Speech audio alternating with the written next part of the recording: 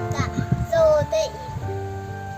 تو برایم نامی زیبا مونده، تو به من زیبایی خود داده ای. رهنمون رهگشای من توی دارهی، بوری امید ای مادرم. گشتگی سوی سیاهی تو سفید، تو فقط بختم سفید ای مادرم. میپرستم من تو رو تو زنده از تو میپرسم دعای زندگی مادرم.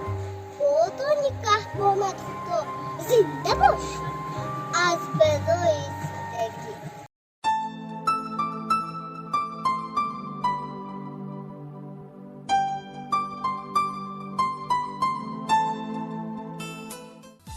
آدمی را گر خدا آرد نخست، آدمیت را کند مادر درست. مادری فرخنده شاگردی خداست، استادی درگاه کبریاست. سلام همراهان عزیز، اینک مرکز خیرت تصمیم گرفته است که آزمونی را تحت عنوان اندر ثنای مادر بخشیده به روز گرامی داشت مادران عزیز برپا نماید.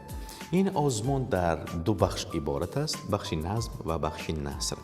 شما در بخش نظم می توانید آن همه پارچه های شعرین، رباعی، قصیده، غزل و عموما پارچه های نظمی و در بخش نثر باشد قصه، حکایه و اندیشه‌ای که بخشیده به مادران هستند می توانید در نزد دوربین تلفن های خود ثبت نموده به نشان خیرتباد در تلگرام بفرستید.